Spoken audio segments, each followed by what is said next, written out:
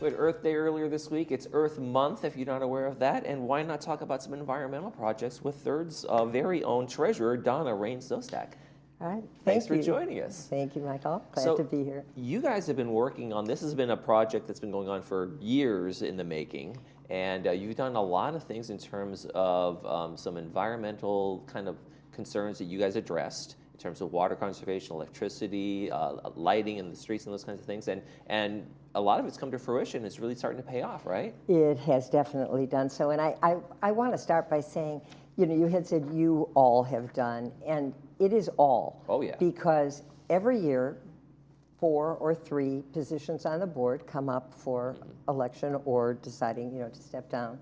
And so this has been several boards. So, when I say we as the board, I'm talking about the generations of Third Mutual boards. And the committees who work on this and that, right? And they work with the water district. They work with, Southern California Edison, those kinds of things. So it's such a combined effort to get these things to happen. It is, and of course we are so much more like a city than an HOA.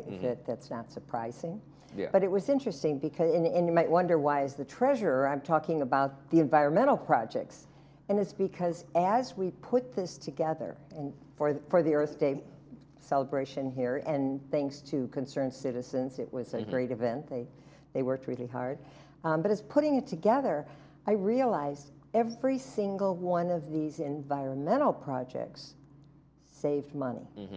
And that's the win-win we're always looking for. We work so hard to try and keep our monthly assessments at a reasonable amount. In these days of inflation, it's tough. It's not a question of will prices go down, it's how much will they go up. And so it was just, as putting all of this together, it was like, oh my goodness, every single one of these environmental projects saved us money. Right. And like you said, it started way back in 2017 in terms of the solar panels. So like you said, generations of folks have been working on this, and the dividends are paying off now. Talk a little bit about the 2017 solar project. Okay, that was a major project, and I was not on the board at the time, so I'm just a recipient of what reaping they the benefits. did. Yes.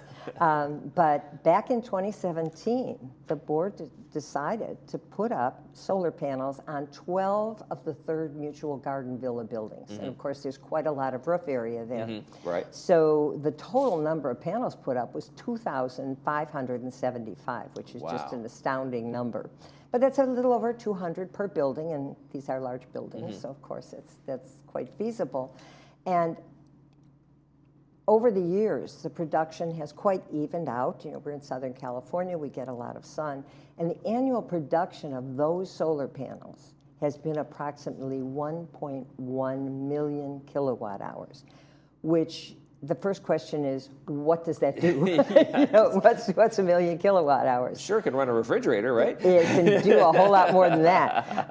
It actually, for people to really get a sense of what that is, 1.1 million kilowatt hours of electric production can serve 1,350 California homes for an entire year. That's a lot of power. Yeah. And when you think about it, it's why it was put on the buildings. We have elevators in those buildings. We have laundry rooms on each of the floors. It's so many areas that really demand electricity and are maintained by the mutuals. So that was that choice. The annual savings right now has been about $250,000 a year. And projections are that prices of electricity are going to go up considerably over the next 3 to 4 years, possibly as much as 45% over that time. So these panels, which have been doing a wonderful job, are just going to keep doing it. And including maintenance and everything, they are bringing in, saving that amount of money. So that's been wonderful. And they probably overproduce at certain times of the day, right? So they actually feed back into the grid. That's what happens. Yeah, and that's where the rebates and that's where the savings really come from. You guys are generating more electricity than you're even using. Right. So that's amazing part of that. So let's talk about, in terms of electricity. Staying let's talk with electricity. LED lighting. Group them together. That was a 2020 project that is now, again, still paying dividends. Yes, and so we've kind of gone over the years, and the LED lighting was one that just kind of seemed the right thing to do at the time. Third Mutual has several street lights, 788 of them, that are under our supervision and that we pay for. And so 788 streetlights were converted to LED. All the exterior lights on every single building that is under the jurisdiction of Third Mutual, all the exterior lights are LEDs. So anyone who's used them in their house has probably noticed they give better lighting for a lot less wattage. Right. And so they're more efficient. There's a longer lifespan, a little more expensive to buy in the first place, but their longevity is so great and they're saving so much that it overshadows that. And just to give people an idea of, well, what does that mean when you say it's more efficient? Okay. A 9-watt LED bulb is equal to at least a 60-watt incandescent bulb, the kinds we've used for years and years. And the longevity, we're kind of lucky if an incandescent bulb lasts a full year if it's used a lot. And an LED light, these days, with the way they're making them, can last anywhere from 10 to 25 years. Right. You know, that's funny because I remember being a kid, and one of the things that you get at the store was light bulbs all the time. You'd always be buying, you always had to make sure you had light bulbs at the house because they would exactly. They would pop. In the pantry or wherever it was, there were always a pack. Flick, pop, oh, that light bulb just went out, and you were replacing them. That's the other thing that I found interesting while investigating this, and that is that a light bulb pops. I mean, that's it. When it decides to go, it just goes and you're suddenly plunged into the dark. An LED light, when it starts to go, starts getting dimmer and dimmer. Okay. And then it fails. So you kind of have a little, as you keep thinking, is it my eyes or is it the light? My eyes checked. No, you're fine. And in terms of that initial investment, though, that you talk about, when you talk about the LEDs, that can be a big bite in terms of like a board saying, okay, we're going to invest this much money, this much, and renovate. We're going to rewire some of these areas and those kinds of things. So the return on investment as something that you guys have also looked at. Okay, over a number of years, this is going to pay for itself. The biggest, this was compared to the solar panel project. This was very small. Right, I mean, right. Comparatively, the solar panel project was a few $1 million, and that payback, we're kind of right there right now. Possibly next year. It's hard to tell. A couple of curves were thrown by SoCal Edison in terms of switching things over, but given that they're paying for themselves completely, and from now on or within the next year moving forward, it will be sheer bonus for us. And as the prices of electricity go up even more, and of course for the environment, less production. Yeah, and then that's less bulbs in the landfill, so to speak, and all that kind of stuff. Just less energy production, because energy production is not necessarily environmentally friendly. And you guys are producing energy already too, so you got a two for. Let's talk a little bit about the turf removal that's going on. We've seen that. I've seen that in my neighborhood with people just ripping out their lawns and putting in like the fake grass and the more drought tolerant plants. That happens as an individual decision, but you guys are doing it as a community. We're doing it and we're doing several things, and this is the next big area I wanted to talk about, was landscape in general. First, of course, is the turf removal projects, and those started, you can see in 2020, we took a tiny step.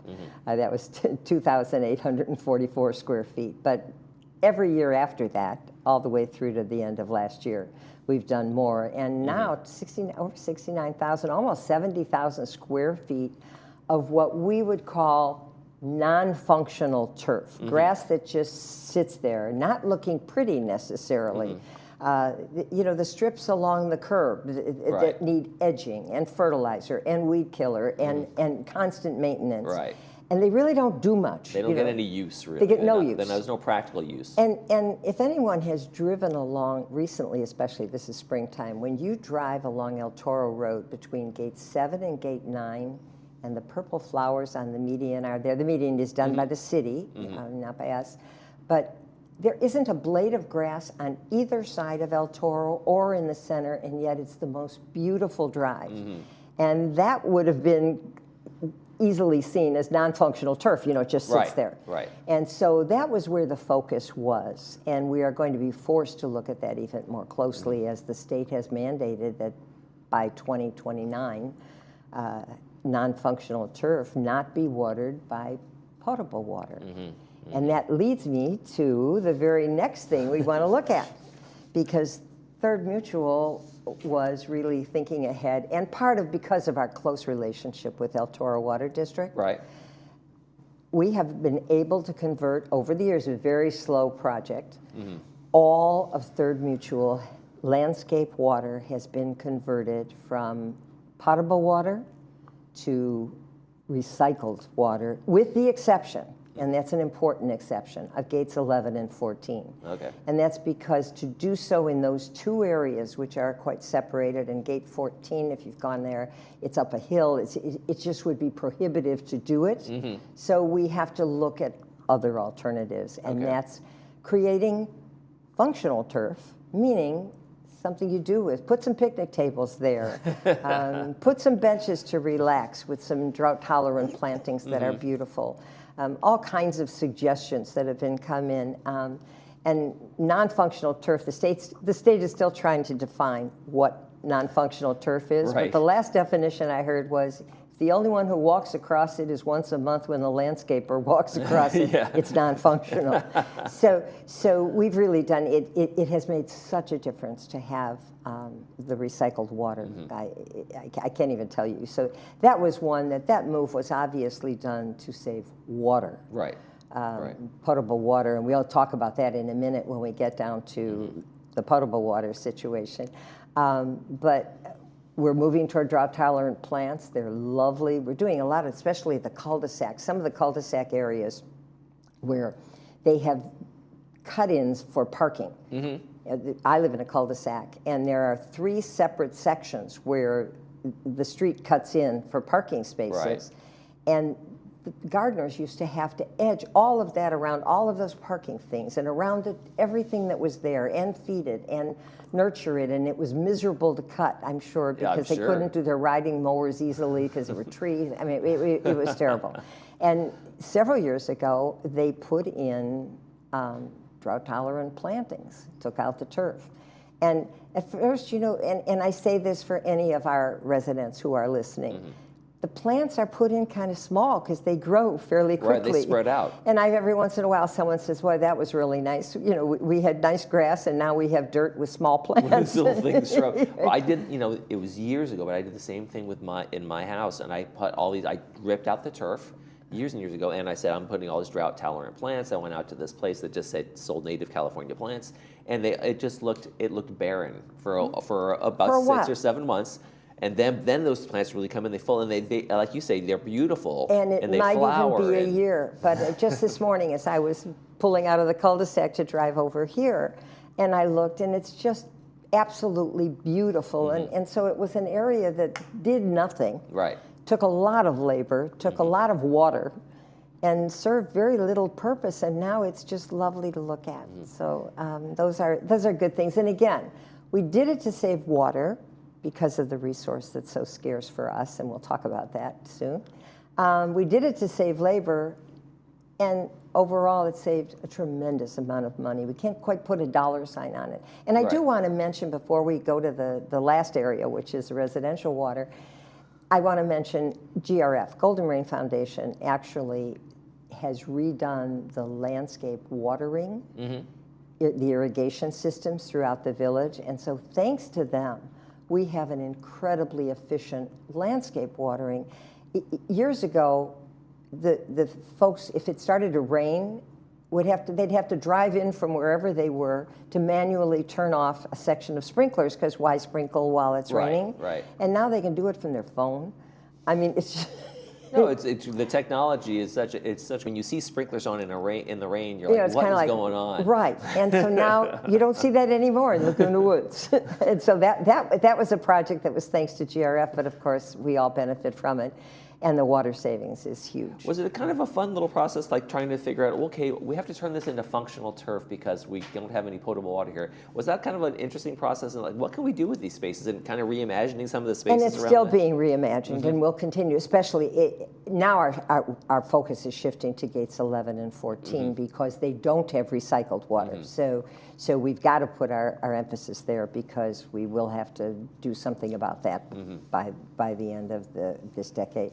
And the last area that I really want to focus on is, you've noticed everything I've talked about up till now is what the boards were able to do, what El Toro was able to do, what everybody did.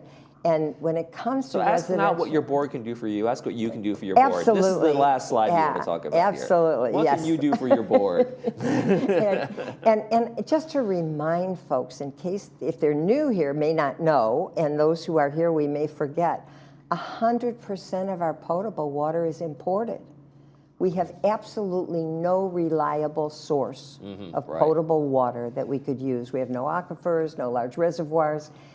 And so our water comes either from Northern California or the Colorado River, neither of which are very close by. No, and it's a lot of money to import that. Well, and the Colorado River is getting very iffy because in the beginning, right now, the water that's allocated to each of the states is greater than the amount of water that's in the river. Right, it's an over-allocation. It's always been, I think, they've always known that. They did kind of a temporary stop and sort of a temporary fix, but next year in 2026, that's when they're going to have to redo that agreement. So we really have to work at it. And I think it's the hardest thing to do because we as residents of Laguna Woods and of Third Mutual don't get a water bill. So there's no way, there's no measure, there's no active. If we got a bill, we'd know. There's an out of sight, out of mind kind of thing to it. I'm running the water, and Exactly. there's no penalty in terms of we have no idea. No idea. So this Right. $3 million plus water bill that people say, why are our assessments going up or whatever? It has a lot to do with that. And so what we do can make a difference. And I just wanted to share with everybody that in 2023, we said, okay, this is it. We've got to really work at it. We had lots of meetings. We had a couple of spots on TV6. We had some panel discussions. And that year, Third Mutual alone, the residents, potable water, saved over 150 million gallons of potable water. That is a very large amount.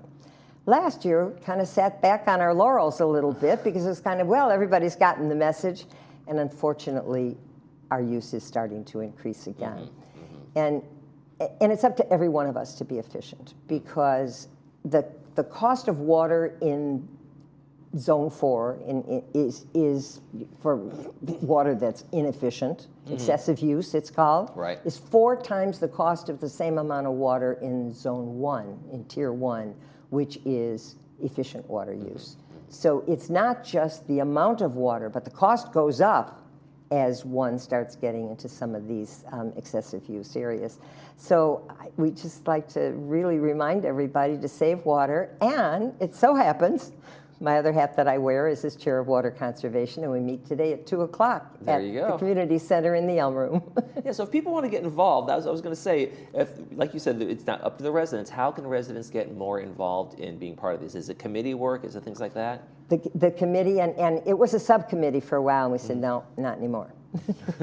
And so today is the first meeting of it as a full committee. Okay.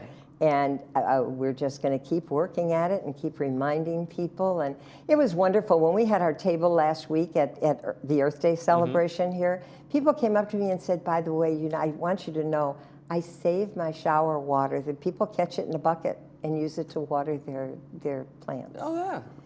What an interesting idea. Yeah. So there are things. A couple of, probably the biggest thing to remind people of is there's no car washing in Third Mutual.